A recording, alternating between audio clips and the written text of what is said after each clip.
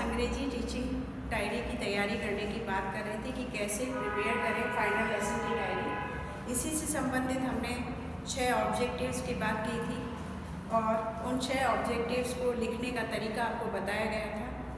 उनको लिखने के पश्चात हम कॉमन लाइन खींचकर उस कॉलम को बंद कर देते हैं और फिर जो डायरी में आगे का जो पेजेस होते हैं उन पेजेस में हम जो हेड डालते हैं उनकी जानकारी यहाँ पर दी गई। कैसे लिखेंगे ये देखें। Teaching aids, ordinary classroom aids. Ordinary classroom aids में आपका जैसे बोर्ड है, चॉक, डस्टर, रोलर बोर्ड और अन्य जो सहायक सामग्री होती है वो क्लासरूम में होती है।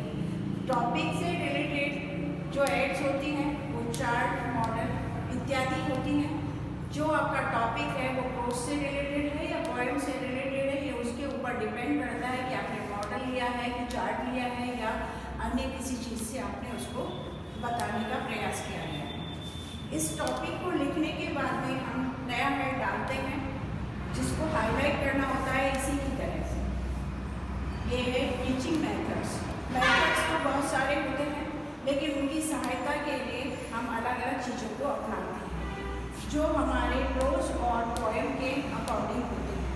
हमने प्रेजेंटेशन करना है कि वर्बल इंस्ट्रक्शन देने हैं या अन्य किसी प्रक्रिया का अनुसरण करना है या अन्य जो मेथड्स है रेखीय, शाखीय, मैट्रिक्स जो भी अपने विधियाँ प्रविधियाँ प्रचलित हैं उनके आधार पर हमको लेसन प्लान बना करके बच्चों को सरल और बोधगम्य तरीके से बताना है।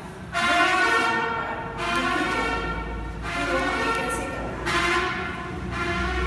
इसके बाद में हम नया हेड डालते हैं प्रीवियस नॉलेज। प्रीवियस नॉलेज का मतलब होता है कि जो टॉपिक यानी प्रोज या पोएम से हम रिलेटेड पढ़ा रहे हैं उसके बारे में बच्चे को जानकारी कहाँ से मिली। जैसे किसी भी सीरियल या फिल्म आदि का प्रेजेंटेशन होने से पहले उसके बारे में छोटी सी जानकारी दी जाती है कि अब तक आपने क्या देखा या इसके बारे में क्या है। ऐसे ही यहाँ पर इस लाइन को यानी जो प्रोज पोएम पढ़ाई जा रही है उससे संबंधित जानकारी देने के लिए इसको इसी क्रम में लिखा जाता है।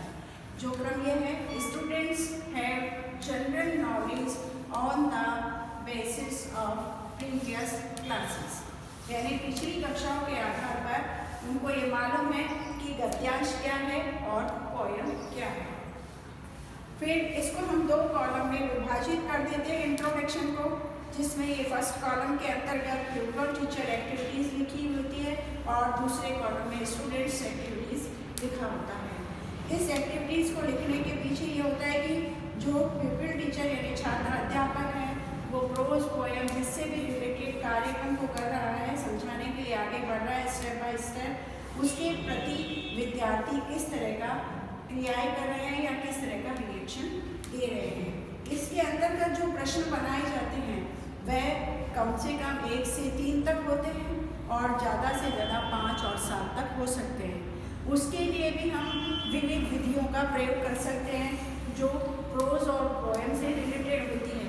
उसके लिए हम कोई कहानी सुना सकते हैं, कोई स्लोगन ले सकते हैं, दोहे, कविता, पंक्तियाँ या गद्यांश समराइज करके कोई कोटेशन कुछ भी ले सकते हैं, प्रेजेंटेशन भी कर सकते हैं और उनसे आधारित यहाँ पर प्रस्तावना प्रश्न पूछे जाते हैं जिनके बारे में अभी थोड़ी देर पहले आपको बताया कि उनकी संख्या कम से कम 1 से 3, 5 और 7 तक होती है जो आपके चयन पर निर्भर करती है कि आपने क्या लिया। इसके आगे हम काम कैसे करेंगे वो आपको अगले वीडियो में बताएंगे।